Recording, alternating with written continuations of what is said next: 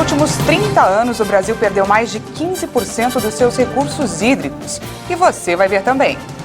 Incêndio de grandes proporções queima cerca de 60% da vegetação do Parque Estadual do Juqueri, em Franco da Rocha. Anvisa solicita à Janssen informações sobre dose de reforço. Após retorno dos talibãs, bandeira nacional vira símbolo de resistência no Afeganistão. E ainda, com registro de aglomerações, a Prefeitura de Belo Horizonte volta a proibir público nos estádios. Você vai ver a partir de agora. Boa tarde, seja bem-vindo. O Brasil perdeu mais de 15% dos seus recursos hídricos nos últimos 30 anos. Essa redução representa quase o dobro da superfície de água de todo o Nordeste brasileiro. O levantamento da MAP Biomas, uma iniciativa que reúne cientistas e ambientalistas para mapear o país, mostrou que o Brasil perdeu mais de 3 milhões de hectares de superfície hídrica. Em 1991, o país tinha 19 milhões de hectares de superfície de água. Já em 2020, essa área foi reduzida para 16 milhões e 600 mil hectares, uma redução equivalente a 15,7% do total em 30 anos. A construção de barragens e de hidrelétricas, poluição e uso excessivo dos recursos hídricos para a produção de bens e serviços, além de fatores associados a secas e mudanças climáticas, são as responsáveis pelas perdas hídricas no país. As maiores reduções da superfície da água estão próximas a fronteiras agrícolas, o que sugere que o aumento do consumo com a construção de pequenas represas, que provocam o assoreamento, que vem junto com o desmatamento e aumento da temperatura. Todos os biomas perderam parte de seus recursos hídricos no período, mas a situação foi pior no Pantanal. O bioma do Mato Grosso do Sul teve a maior perda absoluta na série histórica de 35 anos, com uma redução de 57%. Baixou de 1.300.000 hectares cobertos por água para pouco mais de 589 mil hectares. Mais de 780 mil hectares de água foram perdidos basicamente no Pantanal. Mais de 60% da vegetação já foi queimada com um incêndio de grandes proporções que atinge o Parque Estadual do Juqueri, em Franco da Rocha, na Grande São Paulo. O Corpo de Bombeiros, a Defesa Civil e brigadistas voluntários tentam combater as chamas.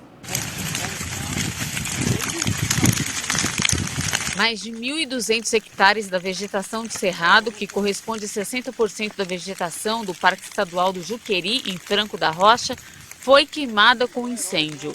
A Prefeitura informou que o fogo começou após a queda de um balão na manhã de domingo. Ao menos 3 focos de incêndio foram encontrados pelos bombeiros. De acordo com a corporação, o trabalho de contenção das chamas é difícil na região, já que há trechos que não possuem acesso para os caminhões que levam água. O local exige muito esforço manual. Os bombeiros entraram na mata usando bombas costais, um equipamento que leva mais de 20 litros de água nas costas. Com o tempo seco, o fogo se alastra muito rápido e caminha na direção do vento. O Centro de Gerenciamento de Emergências da Prefeitura de São Paulo informou que as cinzas do incêndio no Parque Estadual foram transportadas para a capital paulista. Moradores de diversas regiões relataram uma chuva de fuligem invadindo as casas. 6 baloeiros foram presos em Franco da Rocha pela Guarda Municipal. Eles foram localizados após uma denúncia anônima. Os suspeitos pagaram a fiança de R$ 3.000 cada e foram liberados.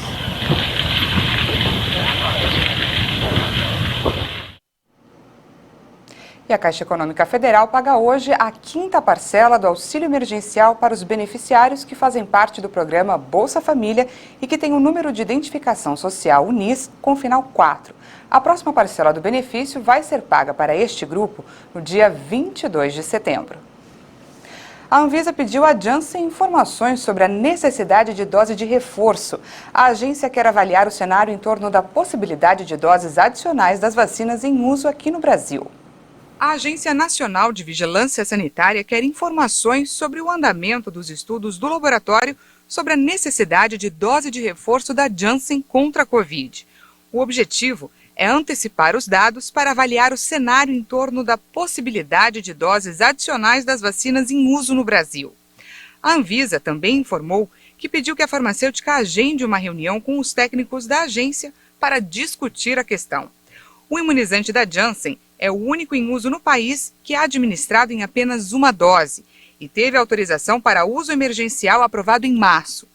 O Ministério da Saúde e a Unifesp preparam estudos para avaliar a terceira dose de vacina contra a Covid-19.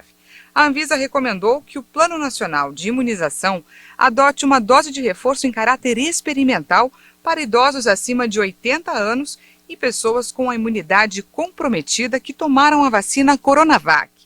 A orientação não tem caráter obrigatório e deve ser avaliada pelo Ministério da Saúde junto com os órgãos envolvidos. Em julho, a Anvisa autorizou que os laboratórios Pfizer e AstraZeneca investigassem efeitos e necessidades de uma dose extra contra a Covid. Os estudos estão em andamento em pelo menos 5 estados. Com mais 1 milhão de doses, a Pfizer finalizou o cronograma de entrega de 17 milhões de vacinas contra a Covid ao Brasil. A remessa desembarcou no aeroporto de Viracopos, em Campinas, neste domingo. A farmacêutica americana Pfizer encerrou o cronograma de entrega de 17 milhões de doses de vacinas contra a Covid-19 ao Brasil, com as 2 últimas remessas entregues neste domingo. Até agora, a empresa já enviou 52 lotes com quase 48 milhões de doses, do total de 200 milhões de imunizantes da vacina Pfizer-BioNTech, contratados pelo governo federal. A farmacêutica diz que vai cumprir o cronograma de entrega no total até o final de 2021. A Pfizer prevê entre o final de agosto e setembro a entrega de mais de 52 milhões de doses, do total de 100 milhões de vacinas previstas no primeiro contrato, para entrega até o final do terceiro trimestre. O segundo contrato prevê a entrega de outras 100 milhões de doses entre outubro e dezembro. O Brasil tem média móvel de 765 mortes diárias por Covid e registra tendência de queda após 11 dias em estabilidade. Com mais 318 mortes em 24 horas, o Brasil passa de 574.500 vítimas da Covid-19. O Ministério da Saúde também contabilizou 14.404 novos casos. Com isso, o total subiu para mais de 20.570.000 diagnósticos desde o início da pandemia.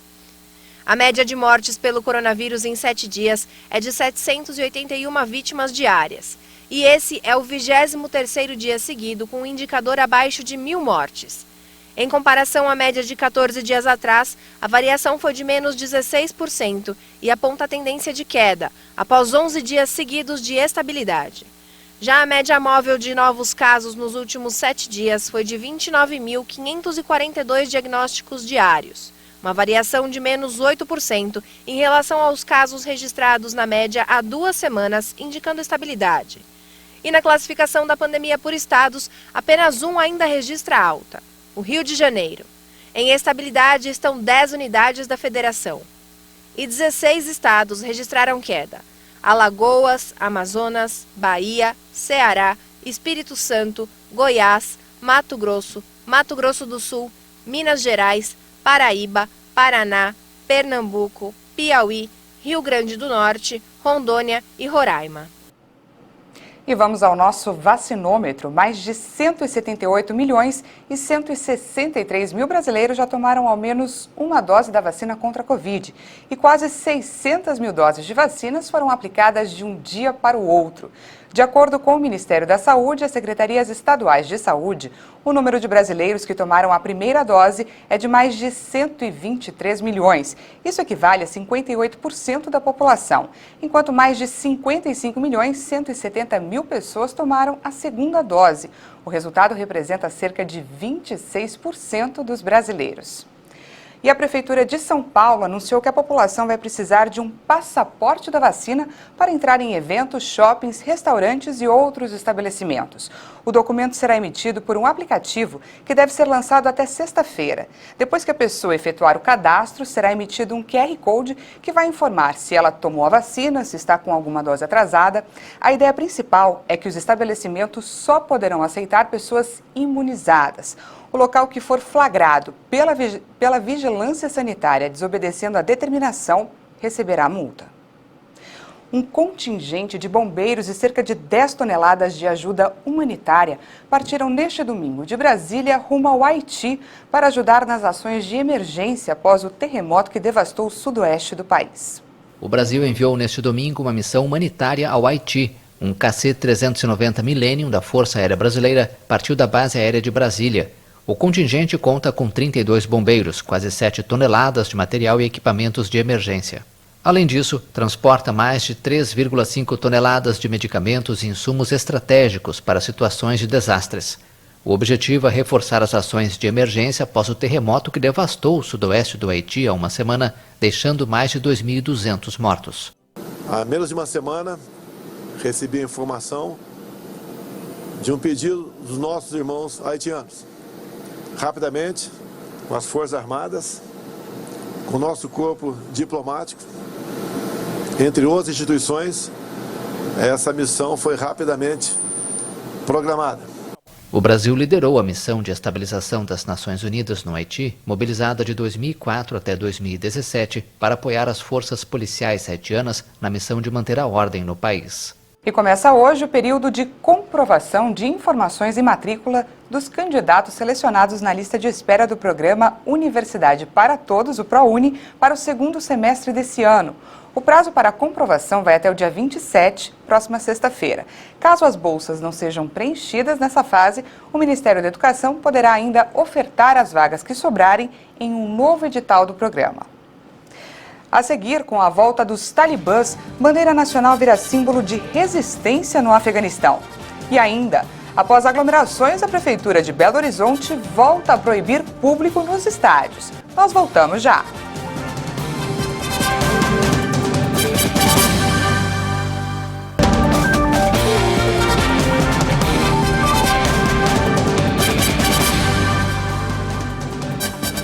Estamos de volta, agora são 13 horas e 16 minutos no horário de Brasília. Neste ano, a área devastada do Pantanal se aproxima do recorde de 2020. O espaço perdido equivale a 2 vezes o município do Rio de Janeiro.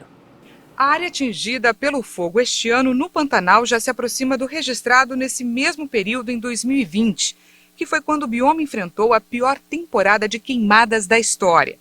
Dados do Laboratório de Aplicações de Satélites Ambientais dão conta que quase 262 mil hectares já foram consumidos pelo fogo. No mesmo período do ano passado, a área queimada foi de 265 mil hectares. No Mato Grosso do Sul, bombeiros e brigadistas atuam para controlar as chamas em diferentes regiões do Pantanal. O Corpo de Bombeiros informou que há 5 operações de combate a incêndios florestais em andamento no estado.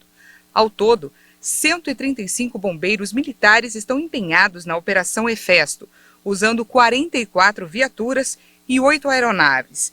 Produtores rurais também ajudam em algumas regiões. Depois de 20 anos, os talibãs retornam ao poder no Afeganistão e querem reafirmar sua autoridade a qualquer custo. Em meio à drástica mudança, a bandeira nacional virou um ponto de ruptura e também de resistência. Um país e 2 bandeiras. Desde que entraram em Cabul em 15 de agosto, após uma ofensiva militar surpreendentemente rápida e de sucesso, os talibãs hastearam sua bandeira em todos os prédios oficiais, nas delegacias e instalações militares. Também foram acusados de punir as pessoas que exibiam a bandeira nacional de 3 cores, mas não foi anunciada nenhuma regra sobre o tema por parte do movimento islamista. Vários estabelecimentos comerciais de Cabul iniciaram a venda da bandeira dos talibãs, branca com uma frase religiosa e o nome do regime, Emirado Islâmico do Afeganistão.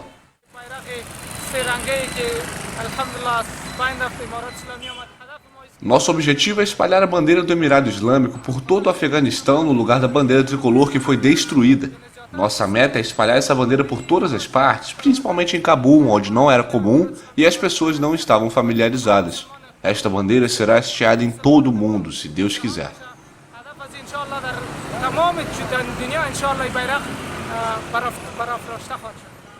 A visão dos talibãs em seus veículos e agitando sua bandeira aterrorizou os afegãos nas últimas semanas enquanto avançavam por diferentes províncias e cidades rumo à capital do país.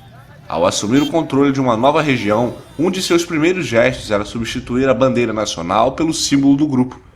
Para grande parte da população que não esquece o brutal regime talibã que governou o país de 1996 a 2001 e sente calafrios ao ver o movimento de volta ao poder, manter a bandeira nacional é um ato de resistência. Vários afegãos se arriscaram a sair nas ruas de Cabul e de outras grandes cidades com a bandeira nacional nas mãos, e especialmente quando celebraram o 102º aniversário da independência do país. Em Cabul, as pessoas exibiram a bandeira nacional em um comboio de veículos que percorreu as ruas com o buzinaço.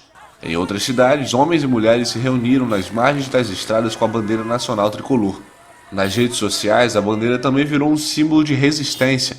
Personalidades públicas, atletas e simples cidadãos a exibem como uma reivindicação ante o que acontece no Afeganistão. Um dia após o presidente americano Joe Biden afirmar que não há como evacuar pessoas de Cabul sem dor, mais uma morte foi registrada hoje. Várias pessoas já morreram em circunstâncias não explicadas nas imediações do aeroporto da capital do Afeganistão. Um guarda afegão morreu nesta segunda-feira em um tiroteio entre soldados e homens não identificados em plena operação de retirada de civis em Cabul. A crise se prolonga na capital do Afeganistão um dia após o presidente Joe Biden deixar em aberto uma decisão sobre prolongar a presença americana no país para além de 31 de agosto. O líder dos Estados Unidos também declarou que o governo recrutou companhias aéreas comerciais para ajudar no movimento dos evacuados, que para Biden não vai ocorrer sem dor.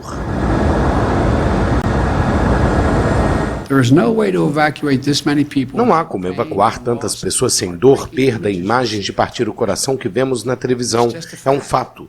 Meu coração dói por aquelas cenas que vemos. Mas estamos provando que podemos retirar milhares de pessoas por dia de Cabul.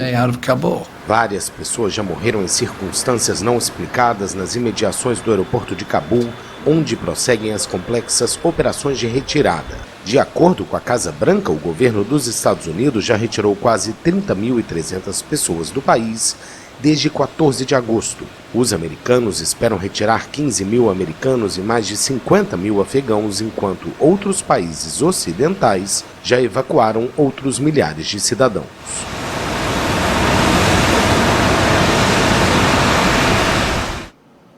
E centenas de mulheres afegãs ocuparam a frente da representação da ONU em Nova Delhi para protestar por direitos. A tomada do poder pelos talibãs representa uma emergência de gênero sobre o futuro das cidadãs afegãs. Cerca de 300 refugiadas afegãs gritaram por direitos humanos e políticas de reassentamento na frente da representação da ONU em Nova Delhi nesta segunda-feira. A maioria afirma que não recebeu nenhuma ajuda do órgão desde que chegou à Índia, após serem retiradas de seu país de origem em meio à tomada de poder dos talibãs.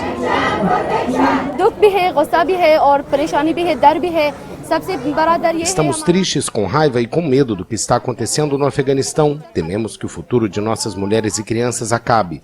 O Talibã prometeu que não vai fazer as mesmas coisas que fez no último governo. Não podemos confiar nessas palavras, porque da última vez eles também fizeram esse tipo de promessa, mas mentiram.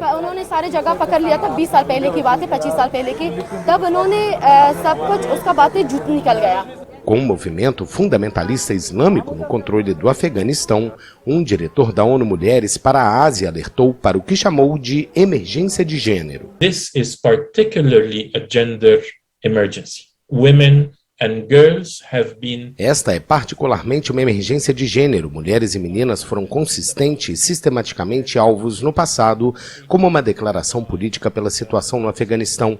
É aí que a comunidade internacional e a ONU precisam continuar a ter conversas com o Talibã, que tem como condição ter mulheres e meninas no epicentro dessas conversas para garantir que direitos sejam preservados. Having women and girls at the epicenter of these conversations to make sure that their rights are being preserved. A liderança talibã se esforça para consolidar uma imagem mais suave que a de seu governo entre os anos de 1996 e 2001. O grupo é conhecido por seguir uma visão deturpada da lei islâmica, extremamente rígida com as mulheres que são impedidas de saírem às ruas sem a companhia de um homem e são obrigadas a usar a burca.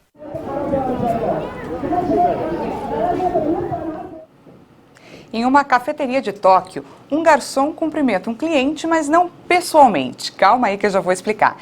Ele está a centenas de quilômetros dali controlando um orihime, um robô que é parte de um experimento sobre emprego inclusivo. Vamos conferir. Os robôs chamados orihime da cafeteria Down, em Tóquio, são pensados para serem mais do que uma máquina. Eles oferecem oportunidade de trabalho para quem não pode sair de casa. O profissional cumprimenta o cliente a centenas de quilômetros do estabelecimento, controlando um robô garçom, que faz parte de um experimento sobre emprego inclusivo. Enquanto eu estiver vivo, quero muito retribuir à comunidade trabalhando da forma que puder. São quase 50 funcionários com deficiência física ou mental que trabalham no Café Down em um programa piloto, operando os robôs a partir de um monitor. A cafeteria abriu no distrito central de Nihonbashi em junho e oferece trabalho para pessoas de todo o Japão e do exterior, embora alguns trabalhem no próprio café. Os robôs usam câmeras, um microfone e um alto-falante incorporados para que os operadores possam se comunicar com os clientes à distância. Os clientes aqui não estão exatamente vindo ao local apenas para conhecer o orihime. Eles vêm aqui por causa das pessoas por trás da orihime e voltarão para vê-los novamente. A inauguração da cafeteria Down estava prevista para o ano passado durante os Jogos Paralímpicos, mas foi adiada devido à pandemia. Após registros de aglomerações ao redor do estádio do Mineirão, a Prefeitura de Belo Horizonte voltou a proibir o público nos estádios em toda a cidade. A Prefeitura de Belo Horizonte cancelou a reunião que faria com representantes do Mineirão e dos clubes de futebol de Minas Gerais. Na próxima edição do Diário Oficial do município, será publicada a proibição da torcida nos estádios da capital. Após análise dos 2 eventos teste realizados na última semana, a decisão foi tomada pelo Comitê de Enfrentamento à Covid-19, diante do descumprimento das regras e dos protocolos estabelecidos para a realização das partidas. A Guarda Municipal conversou com 1.073 torcedores sem máscara no entorno do Mineirão. As abordagens foram feitas na noite de sexta-feira, quando o Cruzeiro enfrentou o Confiança pela Série B do Campeonato Brasileiro. Foi a primeira vez que cruzeirenses puderam voltar ao Mineirão. Na quarta-feira, o estádio já havia recebido torcedores do Atlético Mineiro, mas do lado de fora.